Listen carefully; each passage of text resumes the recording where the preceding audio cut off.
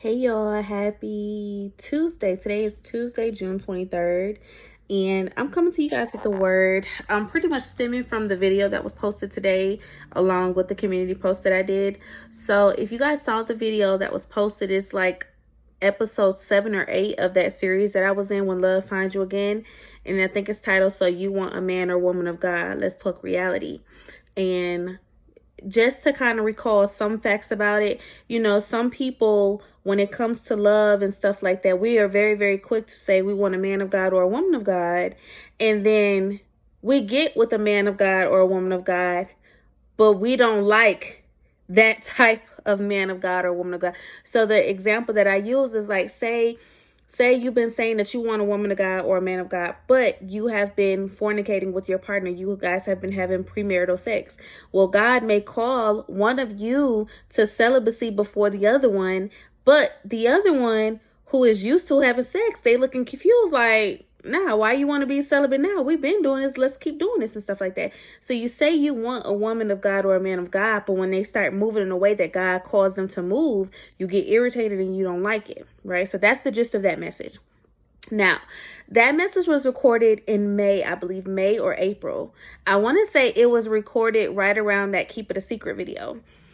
And I recorded it and I posted it. But so if you guys don't know how YouTube works, you can schedule for videos to be posted. So you can post your video immediately, which is what I like to do, or you can schedule for it to be posted out however long. And you can keep going in and editing it. So with this specific video, when I posted that Keep It a Secret video, and then God continued to expound upon that, and God had other videos that he wanted me to put out, I would just go in and change the date. So I've gone in and I've changed that date several times just because I didn't feel like it was time for that word to go out. And this morning, and I actually been meaning to like go back in and check and see when it's supposed to be release so that I can change the date again, but I forgot to do that. So when I woke up this morning and I saw that it was posted, I was going to take it down, but I felt God tell me to leave it. And so I left it, and God just kept giving me a message. So I wrote a community post, and pretty much, sometimes we miss what God is trying to do in our life because we are steady watching the clock. So when we are in our ready season, when we think it's ready, when we think we are ready, we are constantly watching the clock and watching how people move, because when we think we're ready, we think it's supposed to look like this. So if I'm ready for marriage, then the pursuit is supposed to look like this. If I'm ready to start my business, then the getting everything together is supposed to look like this. If I'm ready to have kids, then the journey to getting pregnant and going through my pregnancy is supposed to look like this. And that's just what we think. But God has so much more in store that we never understand. We never get what God is doing, or why we have to do the extra things. Like if you think about some of the journeys that you've been through in your life, if you're like me, you ask God like, so when you had me do that, and your goal was to get me here, there was about 20 other ways I could have got there. I did not have to go through all the hell that I went through to get to that specific place. But God has a reason for us to go through these things, right? And so the message that I keep feeling like is, because when I wrote my community post, that was something that God told me to write. And I felt he said something, and I'm going to look it up real quick. But he kept saying, like, it's scheduled. It's been scheduled. It's been scheduled. And that has stayed on me all day. So I'm going to read y'all the community post that I posted. I said, funny thing about this video is it was recorded in May. It was intended to be released in May because that's what I thought. But when God had me speaking about other things, I thought it best to push the date back. I pushed it back 2 to 3 times. When I woke up this morning and saw it was posted, I was going to delete it. I didn't think it was the right time to be posted, but God said leave it. If I'm being honest, it speaks to one of the lingering situations in my life, wanting people to move because I think that's what they need to do, completely disregarding what God may be telling them in the secret place. I think sometimes we forget people have their own relationships with God, and while we think this is what they're supposed to be doing, it's the opposite of what God said to do. In an effort to be more humble, I'm working to shift my efforts towards being more ready versus thinking I'm ready now, so it should happen now. Think about how I kept pushing the date back because I was watching the clock and didn't think it was time. Then when I forgot about it, it posted. It was time, and I didn't have to do anything because it was already scheduled. The things God has for you are already scheduled. You don't have to watch the clock and manage and lead and make sure systems are moving smoothly. You just need to be ready for that move when it comes. It's already scheduled. And the thing about being ready for when that move comes is you have to be in that position to be ready. It's not just you think you're ready, but you have to be in a specific position to be ready. Like, say you're going to the airport. You can be packed, but if you're not at the airport, you're not getting on that flight. You have to be in position. You can say, oh, I'm about to go to the grocery store. Okay. But if you ain't got your shoes on and your keys in your hand and you're not on your way to your car, how are you ready to go to the grocery store? You have to be in position. When you say that you are ready to do certain things, you have to be in position in order for that next move to be made. And a lot of times you have to be in that position in order for the next move to even be revealed to you. God doesn't reveal everything to you at once. It comes in phases. And if you are not in position, you are going to miss the next piece of instruction that God is giving you, right? And so God gave me this word maybe last week, but we started in Ruth chapter 2. But today, as this word came back around, he reminded me of 1 Samuel chapter 9. So in Ruth chapter 2, we know that in Ruth chapter 1, Ruth, Naomi, and Orpah, all of their husbands died. Naomi decided it was time for her to go back home. She told the girls, hey, you guys go back to your families and serve your gods. I'm going to go back to my family and serve my God. Orpah went back home, but Ruth decided that she was going to continue following Naomi. She said, your God will be my God. What you do is what I will do. Like, I'm going with you. I'm not separated from you, right? So in Ruth chapter 2 is when Ruth meets Boaz. But I want to read this to y'all so we could talk about the position that Ruth was in before she ever even met Boaz. So starting at verse 1, now Naomi had a relative on her husband's side, a man of standing from the clan of Elimelech, whose name was Boaz. And Ruth the Moabite said to Naomi, let me go to the fields and pick up the leftover grain behind anyone in whose eyes I find favor. Naomi said to her, go ahead, my daughter. So she went out, entered a field, and began to glean behind the harvesters. As it turned out, she was working in a field belonging to Boaz, who was from the clan of Elimelech. Just then Boaz arrived from Bethlehem and greeted the harvesters. The Lord be with you. The Lord bless you, they answered. Boaz asked the overseer of his harvesters, who does that young woman belong to? The overseer replied, she is the Moabite who came back from Moab with Naomi. She said, please let me glean and gather among the sheaves behind the harvesters. She came into the field and has remained here from morning till now, except for a short rest in the shelter. So Boaz said to Ruth, my daughter, listen to me.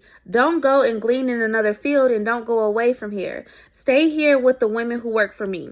Watch the field where the men are harvesting and follow along after the women. I have told the men not to lay a hand on you, and whenever you are thirsty, go and get a drink from the water jars the men have filled. At this, she bowed down with her face to the ground. She asked him, why have I found such favor in your eyes that you notice me, a foreigner? Boaz replied, I have been told all about what you have done for your mother-in-law since the death of your husband, how you left your father and mother in your homeland and came to live with a people you did not know before. May the Lord repay you for what you have done. May you be richly rewarded by the Lord, the God of Israel, under whose wings you have come to take refuge. May I continue to find favor in your eyes, my Lord, she said. You have put me at ease by speaking kindly to your servant, though I do not have the standing of one of your servants. At mealtime, Boaz said to her, come over here, have some bread and dip it in the wine vinegar. When she sat down with the harvesters, he offered her some roast grain. She ate all she wanted and had some left over. As she got up to glean, Boaz gave orders to his men, "Let her gather among the sheaves and don't reprimand her. Even pull out some stalks for her from the bundles and leave them for her to pick up and don't rebuke her."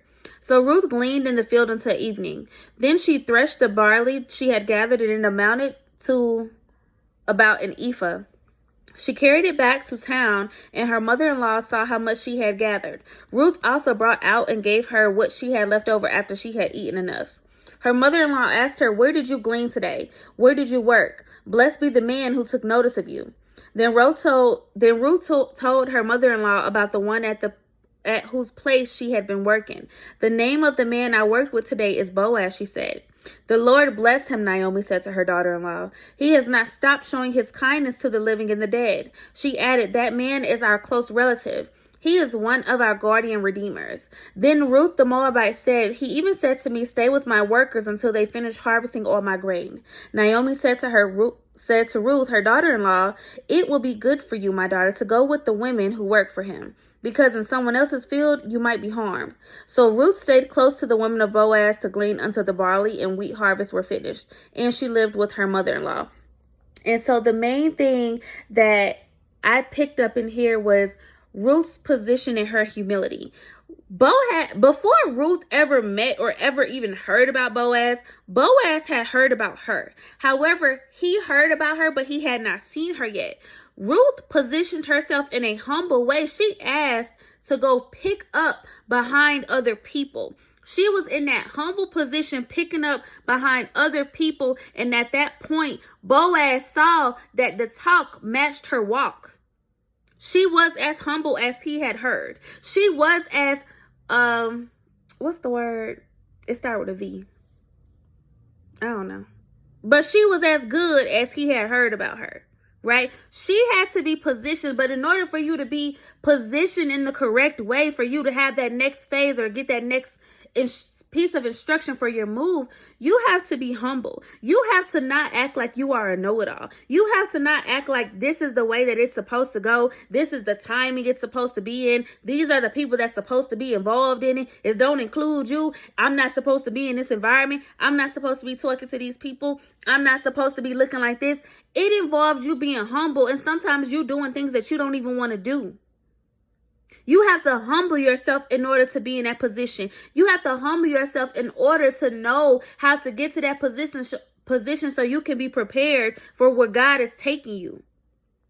I would be foolish if I said, "Well, God wants me to catch this flight to Israel, so I know He's going to make a way for me to get to the flight.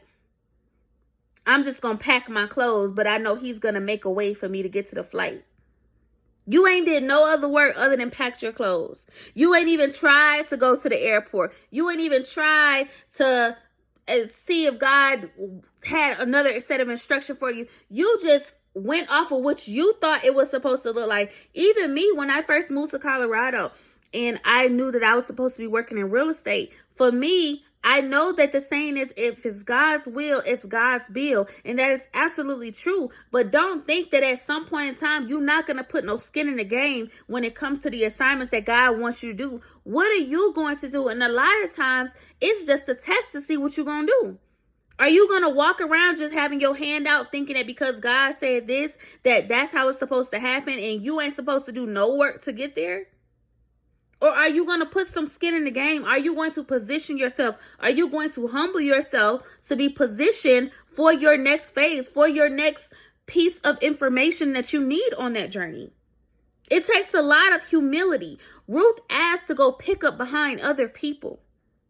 And even after she received the accolades from Boaz, even after she received the recognition, and he knew who she was, he knew how she was, she still didn't act big-headed. She still didn't act, "Yeah, y'all know the boss, he know me, so let me cut in line and let me start doing this and let me start doing this." She was still humble about it.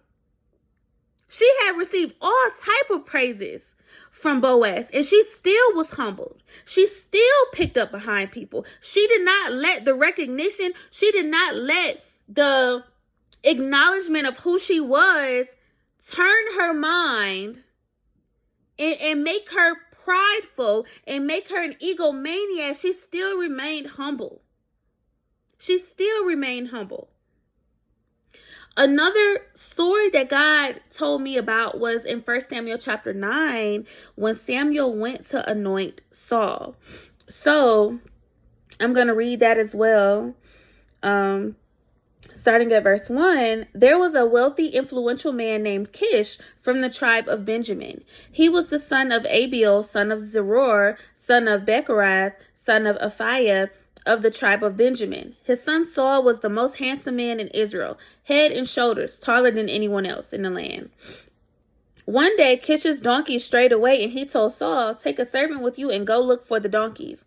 So Saul took one of the servants and traveled through the hill country of Ephraim, the land of Shalasha, the Shalim area, and the entire land of Benjamin, but they couldn't find the donkeys anywhere. Finally, they entered the region of Zuph, and Saul said to his servant, "Let's go home. By now my father will be more worried about us than the donkeys." But the servant said, "I've just thought about something. There is a man of God who lives here in this town. He is held in high honor by all the people because everything he says comes true. Let's go find him. Perhaps he can tell us which way to go." "But we don't have anything to offer him," Saul replied. "Even our food is gone, and we don't have a thing to give him." "Well," the servant said, "I have one small silver piece. We can at least offer it to the man of God and see what happens. In those days, if people wanted a message from God, they would say, 'Let's go and ask the seer,' for the prophets used to be called seers." "All right," Saul agreed. "Let's try it." So they started into the town where the man of God lived. As they were climbing the hill to the town, they met some young women coming out to draw water. So Saul and his servant asked, "Is the seer here today?" "Yes," they replied. "Stay right on this road. He is at the town gates. He has just arrived to take part in a public sacrifice up at the place of worship. Hurry and catch him before he goes up there to eat. The guests won't begin eating until he arrives to bless the food." So they entered the town, and as they passed through the gate, Samuel was coming out toward them to go up to the place of worship. Now the Lord had told Samuel the previous day, "About this time tomorrow, I will send you a man from the land of Benjamin. Anoint him to be the leader of my people Israel. He will rescue them from the Philistines, for I have looked down on my people in mercy and have heard their cry." When Samuel saw Saul, the Lord said, "That's the man I told you about. He will rule my people." Just then, Saul approached Samuel at the gateway and asked, "Can you please tell me where the seer's house is?" "I am the seer," Samuel replied. "Go up to the place of worship ahead of me. We will eat there together, and in the morning I'll tell you what you want to know and send you on your way. And don't worry about those donkeys that were lost 3 days ago, for they have been found. And I am here to tell you that you and your family are the focus of Israel's hopes." Saul replied, "But I'm only from the tribe of Benjamin, the smallest tribe in Israel, and my family is the least important of all the families of that tribe. Why are you talking like this to me?" Then Samuel brought Saul and his servant into the hall and placed them at the head of the table, honoring them above the 30 special guests. Samuel then instructed the cook to bring Saul the finest cut of meat, the piece that had been set aside for the guest of honor. So the cook brought in the meat and placed it before Saul. "Go ahead and eat it," Samuel said. "I was saving it for you before I invited these others. It was already saved." So Saul ate with Samuel that day. When they came down from the place of worship and returned to town, Samuel took Saul up to the roof of the house and prepared a bed for him there. At daybreak the next morning, Samuel called to Saul, "Get up. It's time you were on your way." So Saul got ready, and he and Samuel left the house together. When they reached the edge of town, Samuel told Saul to send his servant on ahead. After the servant was gone, Samuel said, "Stay here, for I have received a special message for you from God." Again, humility that comes with positioning, because Saul was out looking for donkeys. He wasn't out looking for no message. And when his servant said, "Well, I have an idea. Let's go to the seer," Saul was tired. They didn't have any more food. He probably had an attitude. It probably was hot out there. And he could have been like, "Nah, we out here looking for these donkeys. I'm finna go back home." But he humbled himself, and in his humility, it allowed him to be placed before somebody that God had already talked to before he was even in the picture. Before Samuel ever even went looking for they was on the journey to look for the donkeys. Anyways, before Saul even had the idea to go speak to the seer, God had already talked to the seer, aka Samuel. God had already talked to him about him. God is placing your name in rooms that you are not in right now. God is placing your name on the hearts of people who are supposed to help you, but you have to be humble enough to get into position. God told Samuel that Saul was going to be the next player, but guess what? If Saul had a bad attitude and decided to go back home because they couldn't find those donkeys, how would God have positioned him to be the king of Israel? How would have God been able to lead him into his kingship? Humility. And then I want you to think in both the story of Samuel and Ruth, provision. Provision was there for both of them. Both of them had a meal. Heck, Samuel said, I had saved this before I even invited anybody else. This position, Saul was sat at the head of the table. Samuel said, give him the best cut of the meat. This was already saved for you before I even invited anybody else. Boaz had heard about Ruth before Ruth ever heard about Boaz, before she ever met him.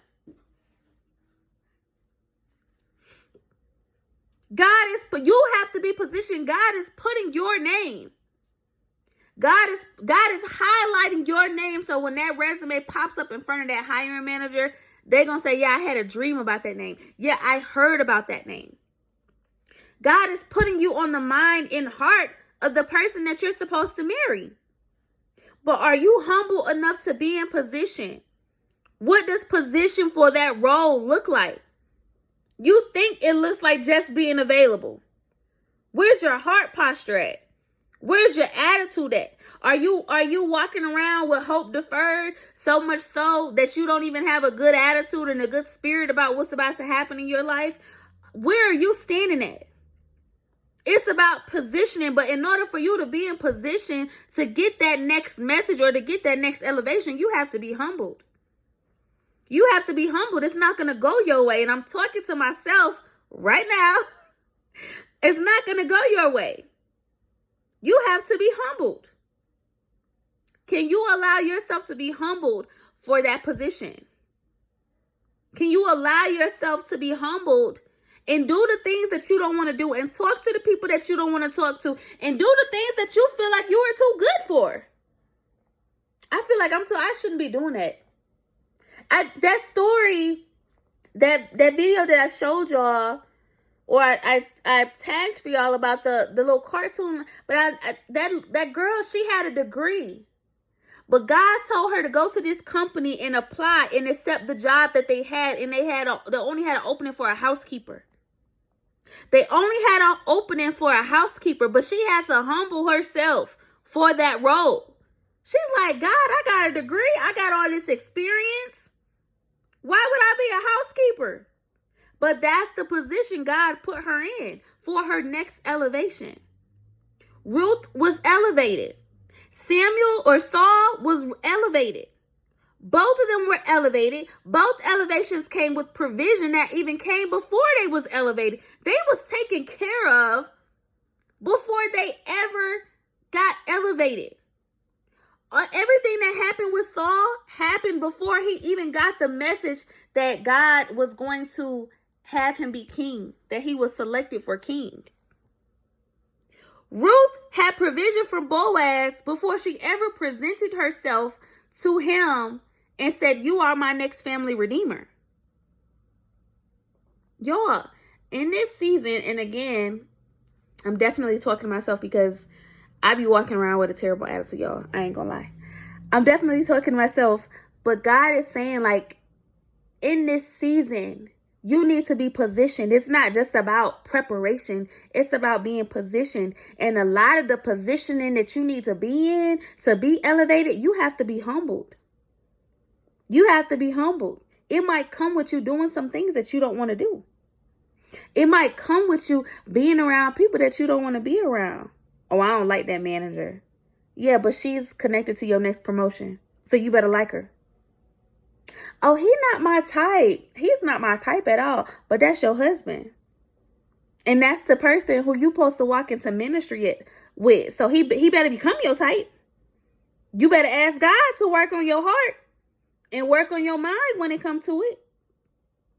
I don't like the way she act. Like, I just don't think that's where I need to. But that's your next business partner that you don't even know about.